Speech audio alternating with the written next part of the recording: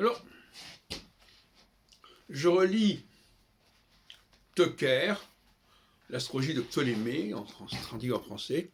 Vous savez que j'aime beaucoup William Tucker.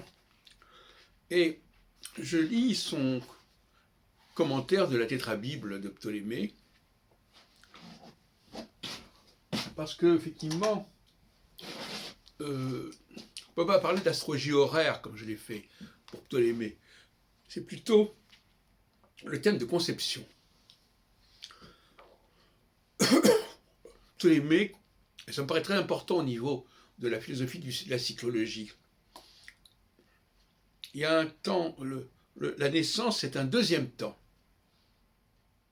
Le premier temps, c'est la conception. Et la conception, c'est la quadrature. Et la naissance, c'est la conjonction. Donc, vouloir passer tout de suite à la conjonction comme point de départ, c'est déjà un contresens. Alors, je lis page 111 de cet ouvrage paru chez Payot. Pour Ptolémée, le vrai commencement de la vie d'un être humain se place à l'instant de la conception.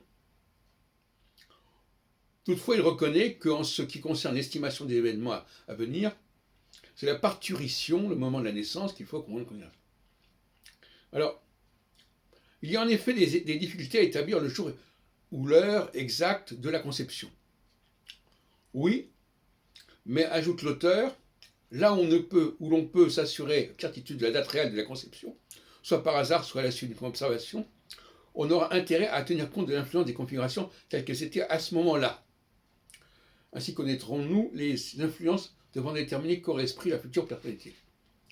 C'est alors que la semence reçoit pour la première fois et tout soudain les propriétés conférées par les astralités, même si des variations doivent se produire par la suite au fur et à mesure que se déroulera la gestation, on constatera que la nature primordiale reste la même et que si elle évolue, c'est suivant. Au cas où on l'ignore, l'instant de la naissance devra se prendre comme premier point de départ, étant virtuellement le plus important et valant celui de la conception, sauf à propos d'une seule donnée, le point de départ marqué par la conception permet de tenir compte des faits qui se seraient produits avant la naissance.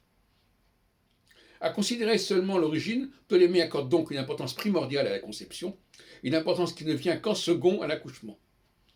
Mais la valeur des deux faits, voilà. Donc ça me paraît extrêmement intéressant de rappeler cette dualité. Conception-naissance. Et dans la cyclicité, on a la même chose. Et moi j'ai senti cela depuis longtemps, en tout cas récemment j'en ai parlé, à savoir que pendant les 6 ans du cycle de Jupiter, il y a une phase de conception, c'est-à-dire où le projet est encore en quelque sorte en gestation, est encore embryonnaire, et ce n'est qu'à la fin, en fin de compte, de la phase de conjonction, finalement, et pas forcément au début de la phase de conjonction, qu'il y aura l'accouchement. Et que là, la personne pourra transmettre tout ce qu'elle a acquis, tout ce qu'elle a pu travailler. De la même façon qu'une femme qui était en grossesse, eh bien, lorsque l'accouchement se fait, elle va pouvoir transmettre cet enfant à son entourage, à sa famille, etc. Donc, c'est très important de rappeler cette question-là, de la conception. Et effectivement, si on ne le fait pas, encore faudrait-il quand même que l'on interprète les phases d'un cycle correctement.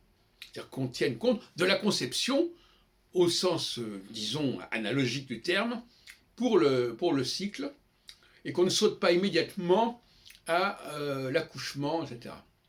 Voyez-vous, donc, de toute façon, du point de vue de la philosophie de l'astrologie, même si moi de toute façon, je ne m'intéresse pas spécialement à l'accouchement en soi, enfin à la conception en soi, et même au thème natal en soi, pour moi, effectivement, ce qui est important, c'est le soleil à la naissance, mais on pourrait peut-être imaginer le soleil à la conception, qui sait, après tout.